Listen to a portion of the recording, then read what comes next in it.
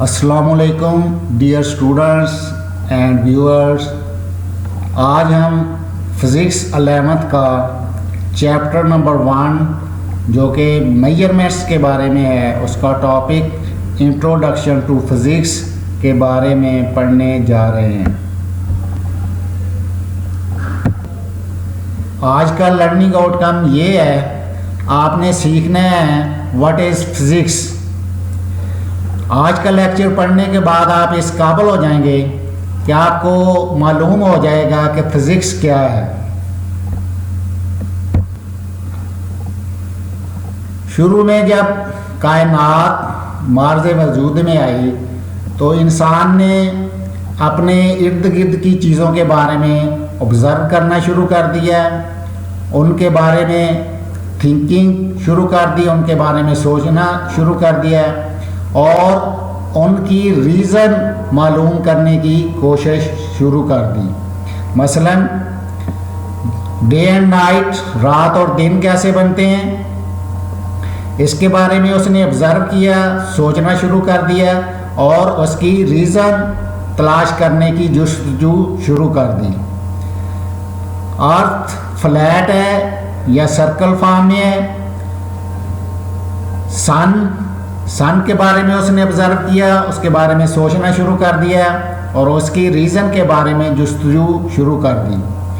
चाँद के बारे में, माउंटेन्स, पहाड़ कैसे बनते हैं, इसके बारे में उसने ऑब्ज़र्व किया, थिंकिंग की और उसकी रीज़न मालूम करना शुरू कर दी।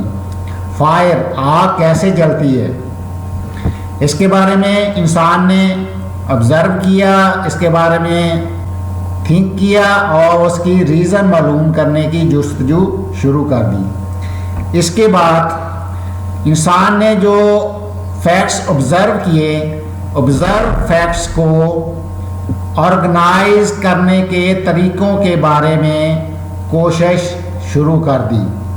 तो इस तरह डिसिप्लिन ऑफ साइंस ने बर्थ ली, जिसको उसने नेचुरल फिलॉसफी का नाम दिया।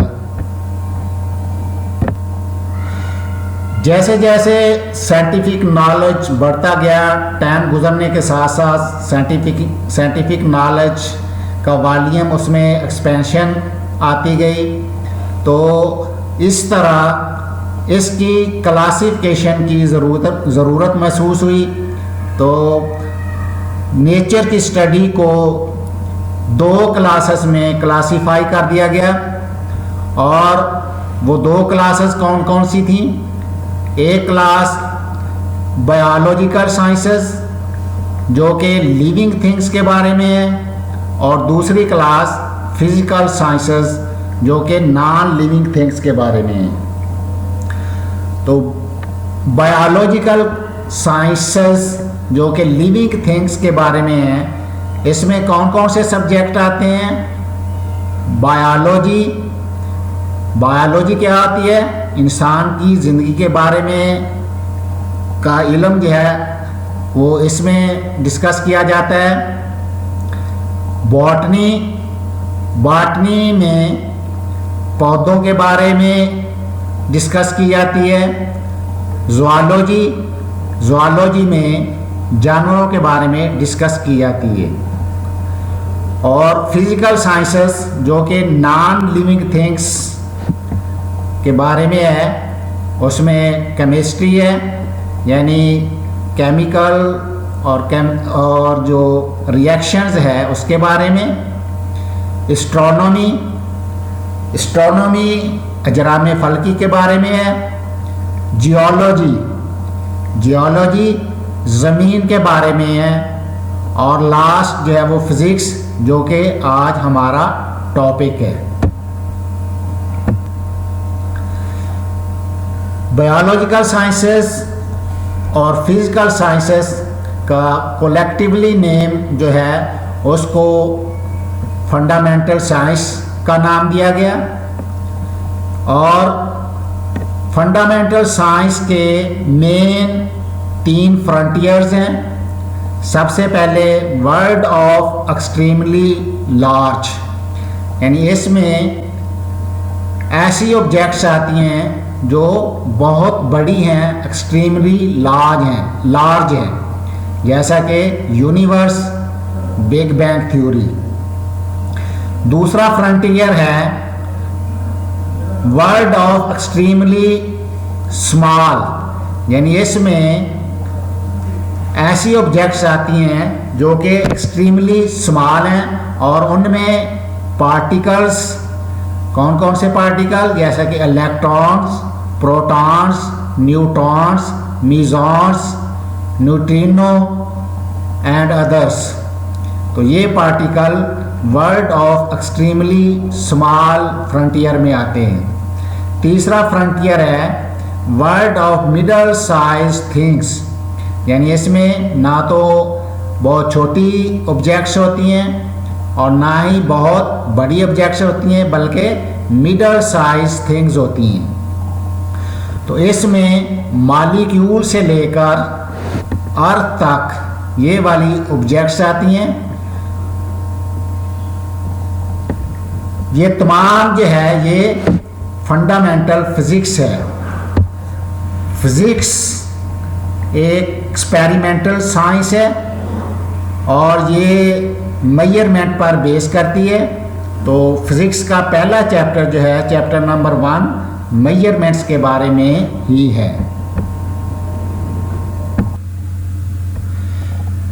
डियर स्टूडेंट्स, जब हम एक कैंडल को जलाते हैं तो कैंडल का जो बर्निंग का अमल होता है उससे हमें हीट एनर्जी हासिल होती है और इसमें जो कैंडल है वो एक मैटर है। इसी तरह जब हम मैच स्टिक्स को बर्न करते हैं तो मैच स्टिक जो है ये एक मैटर है और इससे भी हमें हीट एनर्जी हासिल होती है।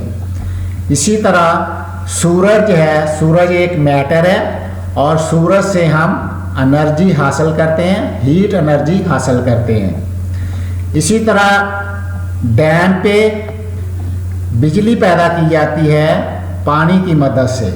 Electricity is produced by water. इसमें वाटर एक मैटर है और मैटर से हम इलेक्ट्रिकल एनर्जी हासिल करते हैं। तो डियर स्टूडेंट्स, आपने देखा कि मैटर और एनर्जी का आपस में एक रिलेशन है, यानी मैटर से हम जो है एनर्जी हासिल करते हैं और इनके दरमियान एक रिलेशन है। तो ऐसा सब्जेक्ट जो मैटर, एनर्जी और इनके दरमियान जो रिलेशन है उसको डिस्कस करता है, दैट इज़ कॉल्ड फिजिक्स। तो फिजिक्स को हम इस तरह डिफाइन करेंगे, physics deals with the study of matter and energy and their relationship between them. तो फिजिक्स की जो डेफिनेशन है इसमें 3 अहम बातें हैं। पहला है मैटर, दूसरा एनर्जी और तीसरा इनका रिलेशनशिप। तो डियर स्टूडेंट्स, मैटर क्या होता है? All things which has mass and occupy space, यानी ऐसी तमाम चीज़ें जिनका मास होता है और वो वॉल्यूम रखती हैं, यानी जगह घेरती हैं, उनको हम मैटर कहते हैं। दूसरा एनर्जी, जिस तरह लाइट एनर्जी होती है, हीट एनर्जी होती है, इलेक्ट्रिकल एनर्जी होती है। तो मैटर और हीट इनका आपस में एक रिलेशनशिप है, यानी मैटर से हम एनर्जी हासिल करते हैं। Dear students, areas of physics, इसको भी 2 ब्रांचेस में क्लासीफाई किया गया है। पहली ब्रांच में प्योर एरियाज ऑफ फिजिक्स आता है, यानी इसमें प्योर फिजिक्स होती है और उसमें कौन क्या क्या चीज़ें आती हैं, मसलन मैकेनिक्स, ऑप्टिक्स, साउंड, etc। और दूसरा फिज़िक्स का जो एरिया है वो है इंटरडिसिप्लिनरी एरिया, यानी इसमें प्योर फिज़िक्स इस्तेमाल नहीं होती बल्कि फ़िज़िक्स के साथ कोई और डिसिप्लिन भी इस्तेमाल होता है। और इसमें आता है एस्ट्रोफिज़िक्स, मेडिकल फ़िज़िक्स और जियोफिज़िक्स। ये आपकी बुक में पेज नंबर 2 पे इनकी डिटेल दी हुई है। अब जो फिज़िक्स है इसमें हम क्या इन्वेस्टिगेट करेंगे? फिज़िक्स में हम इन्वेस्टिगेट करेंगे laws of motion, structure of space and time, nature and types of forces, interaction between different particles, interaction of electromagnetic radiation with matter। Physics में ये चीज़ें हम इन्वेस्टिगेट करेंगे। इंशाल्लाह आगे हम इनको डिटेल से डिस्कस करेंगे। डियर स्टूडेंट्स, आज के लेक्चर से आपको पता चल गया होगा कि व्हाट इज़ फिज़िक्स।